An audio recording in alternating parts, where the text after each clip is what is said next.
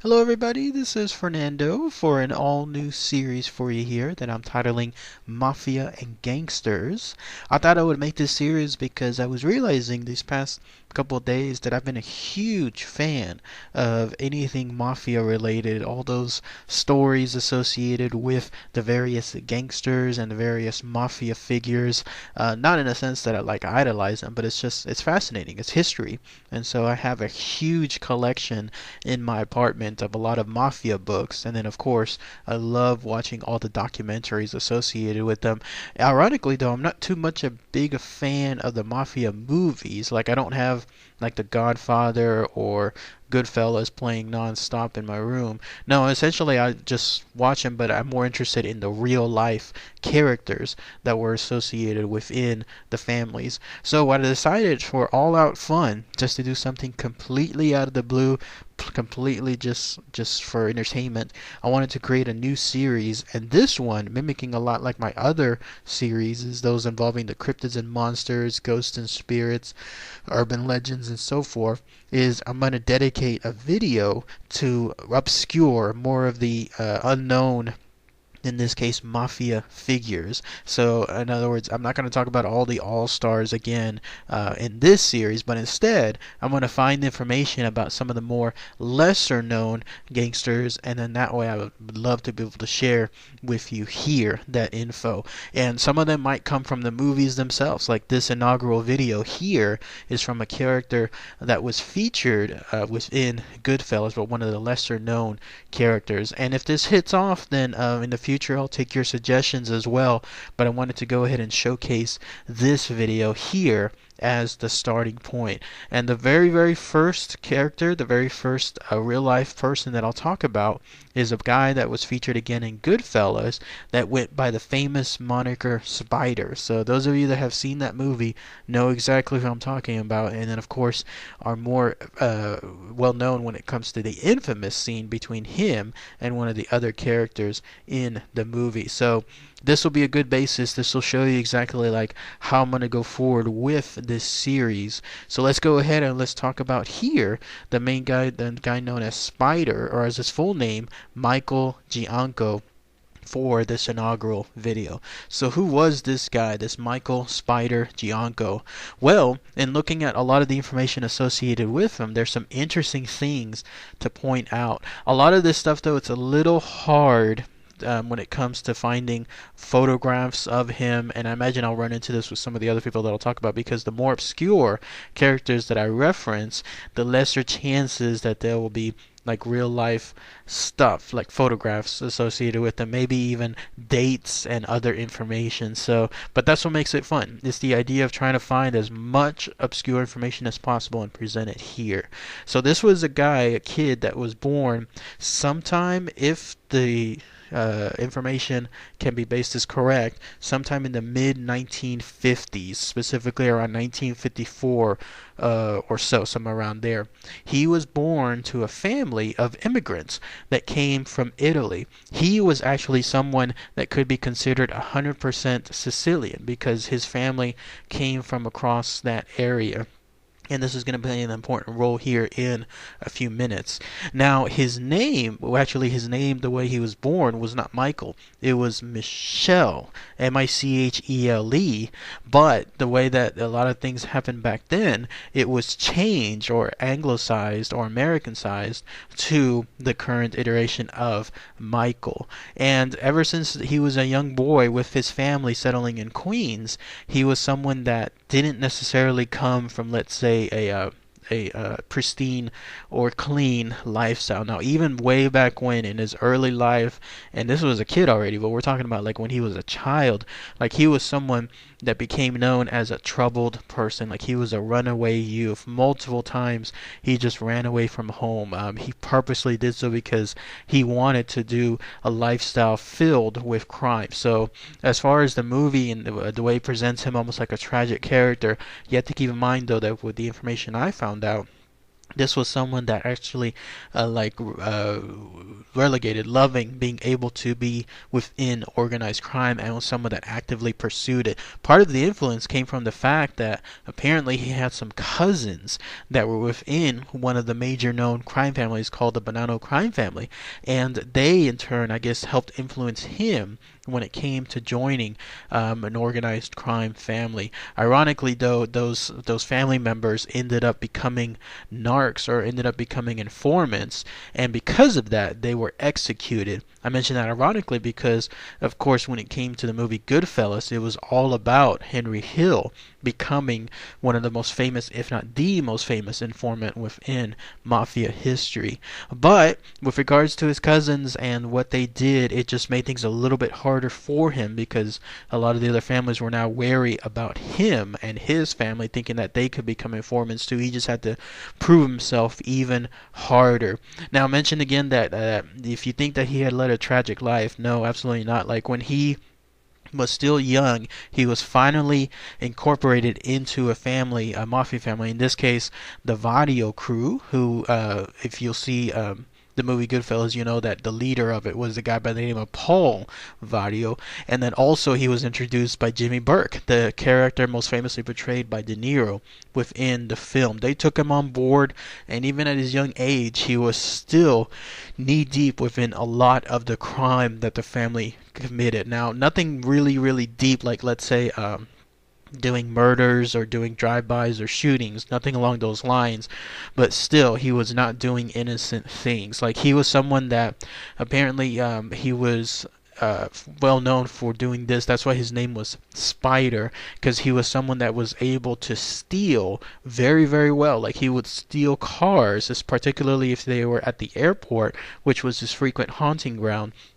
He would steal cars there and then use those cars and bring them over to some of the chop shops that the family owned, and then they would just take over from there. He was also nicknamed Spider because of his long, gangly arms. So if you've ever wondered why he went by the nickname Spider within the film, now you know the two reasons why he was doing that. And then also, he was someone that, because of his runaway youth status, he practically no longer lived with his real life family.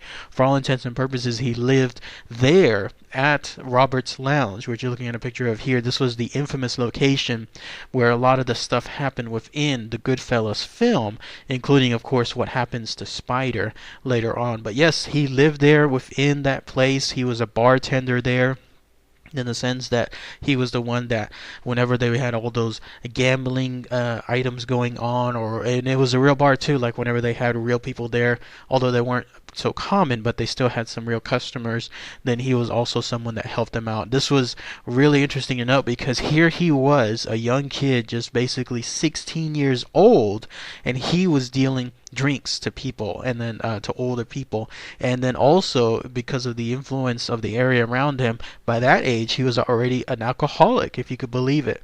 But yes, at 16 years old he was there working, and then he was living within the basement of Robert's Lounge afterward. Now, as far as his career, it started to grow further and further. Besides stealing cars, which when you think about it can be pretty, not horrific, like in the sense that it's like a personal injury type stuff, but when you think about it, imagine if someone stole your car. I mean, how out of it would you be when it came to going to work, when it came to losses of money, when it came to trying to get a new car? It would be horrible. So imagine him doing this over and over. So again, the movie paints him as being like a tragic figure of sorts, but remember, he did have a life of crime, a short life, but still a life of crime filled with things.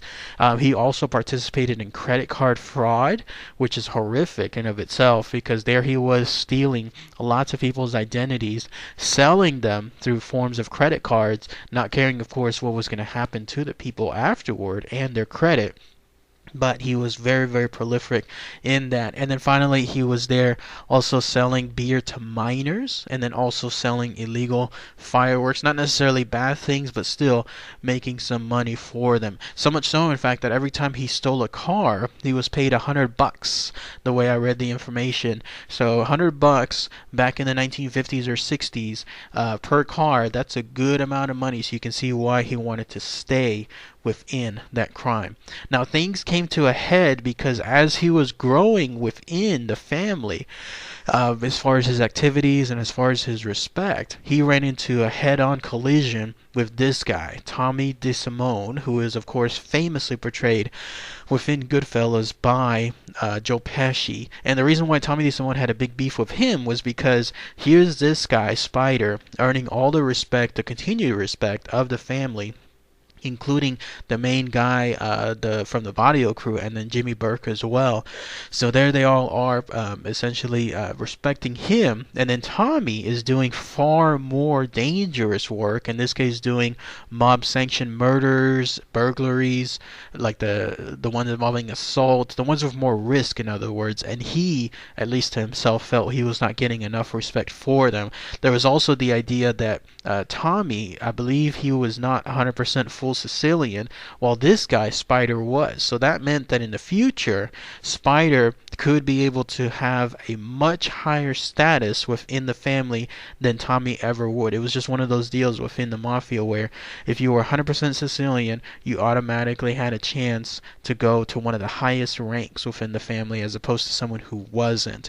And I think that was just another beef that Tommy had. And then, of course, Tommy DeSimone was just a full-range psychopath. So whenever he decided that he didn't have good intentions with someone, then he would make sure that he would take him out on them afterward. But they had a pretty bad relationship, so much so that the first bad incident was the fact that that Tommy was having, I guess, a bad day, and he decided to use Spider as quote-unquote target practice.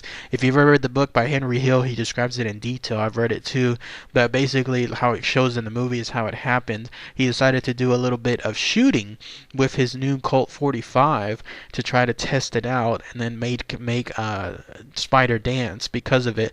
And then lo and behold, one of the bullets accidentally hit Spider, or purposely hit him, who knows, in the foot. And then that's when things took a different turn. Cut to finally around July 1970. That seems to be the purported date of this next incident, which is the final incident for Spider.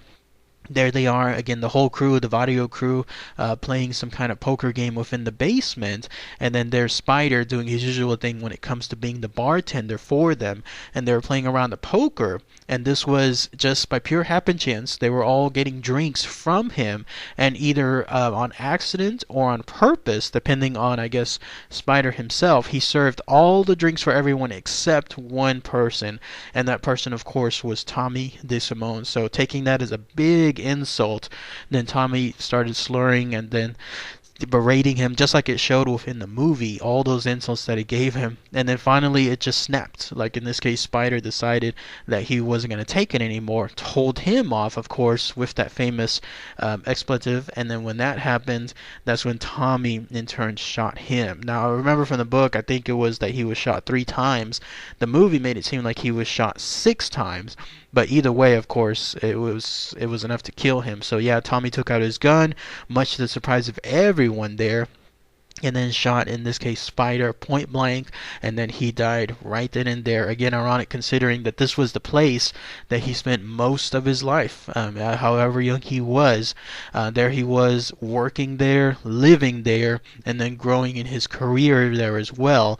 But it was just by pure chance, in this case, with the relationship with Tommy DeSimone, that it ended up being the last part of his life there too. Now, as far as his body and where it was, or where it could be, it was never found. The whole notion is that, just like in the movie, Henry Hill detailed it in his book too, that after he was murdered, they made Tommy, because he shot him dead, try to bury him. And he was either buried there in Robert's Lounge. I believe he was there at one point too. But what had happened was there was a tip made off to the FBI that there were, of course, some bodies buried there. And so on the day that they went to go investigate, in turn, someone from the FBI tipped off the Vario Crew. And so when the FBI went there that morning, there they found Jimmy Burke and then some of the other Vario members all covered in mud, covered in dust. Clearly they had been tampering with a lot of the bodies and had moved them just the night before, but it was too late. They could not find any more of the bodies. And then there's the idea, the notion that he may have been buried actually in Jimmy Burke's own home. the yard that he had there was used apparently for other bodies as well, including potentially spiders.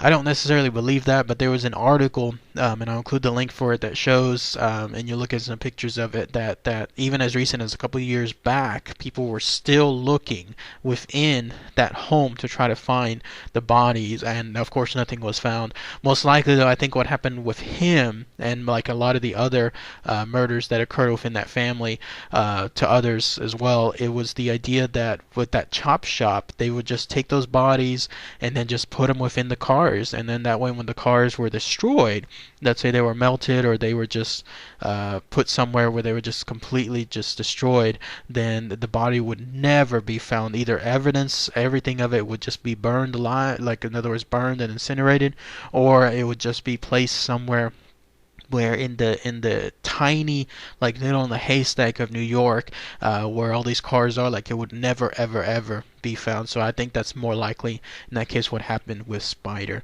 But that's it. That's all the information of Michael Spider Gianco, which is crazy to think because here was someone that would never have even registered on any blip when it comes to the history of people, if but for the fact that that movie Goodfellas came out and immortalized him when it came to his character, so well played within the movie by a guy named Michael Imperioli.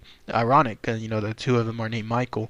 But yes, if it wasn't for him portraying him the way he did in the film, and then of course the film taking off as is, then we would not have had his life immortalized for decades on. If not for that, then he would have never ever been remembered, because again, there's not even any pictures, no real life pictures associated with Spider. There's nothing, like there's no school pictures, there's no pictures of him out and about within, let's say in this case, the Roberts Lounge or anywhere else. Maybe there's some surveillance pictures from the FBI when they were casing the location, but otherwise, nope.